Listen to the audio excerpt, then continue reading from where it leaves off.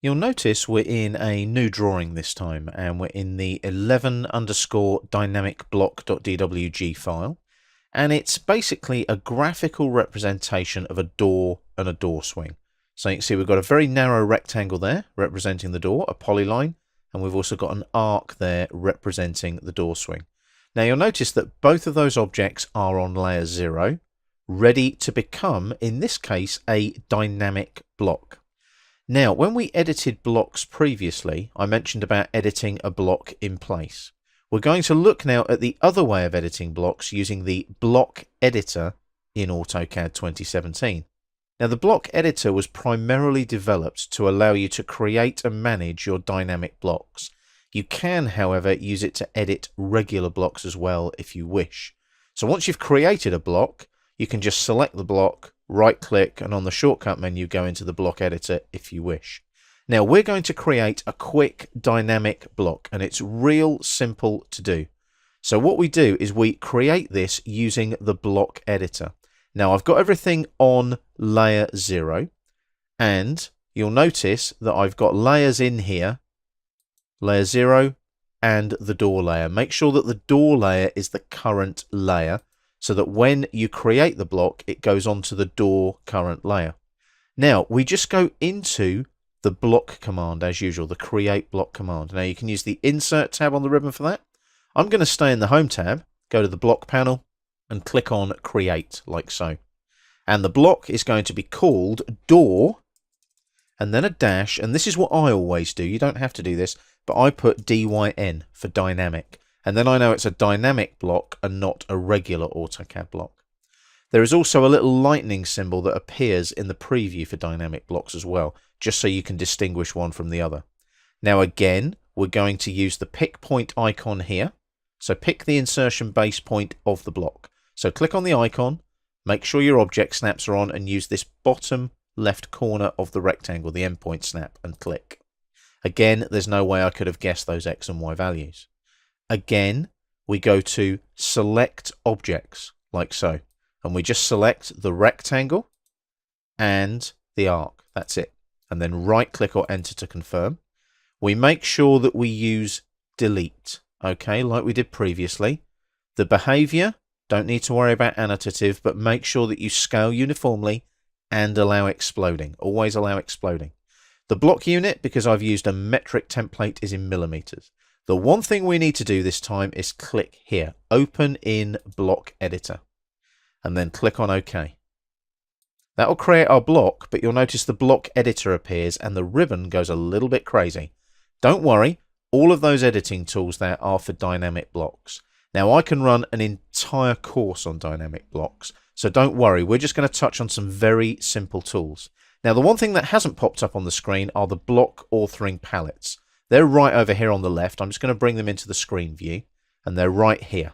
So what we need to do now is we need to add a parameter followed by an action. So the parameter I need to add is the flip parameter, this one here. So I click on the flip parameter and come into the block editing area.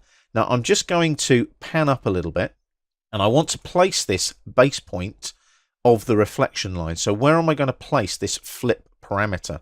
Well, I want it in between the corner of the door and the end of the arc. So I need to use an object snap called mid between 2 points. So I hold down the shift key and I right click, and it's this one at the top here, mid between 2 points. And now I want to place the first point of the mid. Now you may need to just pan up slightly. First point of the mid will be there. And the second point of the mid, again, I'll pan up a little bit more. It's going to be the end of there. So make sure you use your object snaps.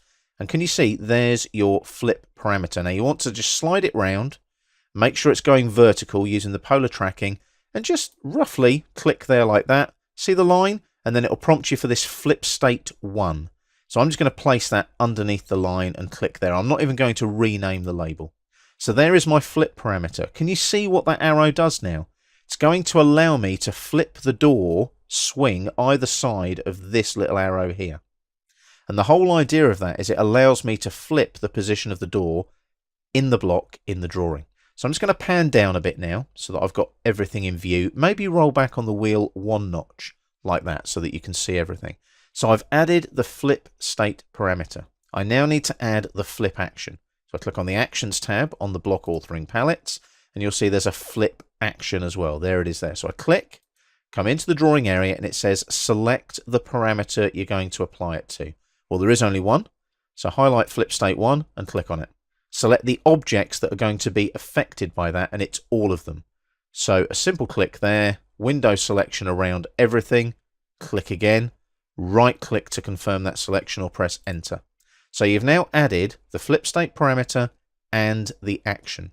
Now what you might want to do there is jump back to the parameters tab here and add what is called an insertion point or base point, and it's this one here at the bottom, base point.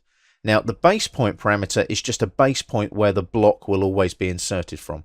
So base point, I would go here, bottom left corner of that rectangle, the endpoint snap there. Just pop a base point there, and it just gives you a base point for the block.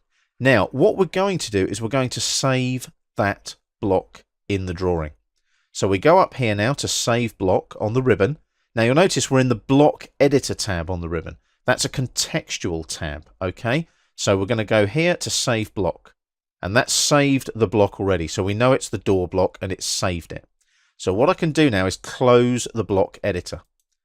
As soon as I do that, everything has disappeared, because remember, in the original block definition dialog box, we said delete, didn't we? So I now go back to my block panel. I insert the block like so, and there's my door DYN. Click there, and it comes into the drawing. Now you'll notice it's already on that current layer because I created it on layer 0. So I'm just going to click there and place it in the drawing. I don't really worry about where, because I've got no walls or openings to worry about. But if I now select this block, you'll notice I've got that flip parameter. Now I'm just going to come down, zoom in, click on that flip parameter, and you'll see I can flip the door from either side based around that flip parameter and flip action. That is a basic dynamic AutoCAD block. Quick and easy, and that's how you use dynamic blocks in AutoCAD 2017.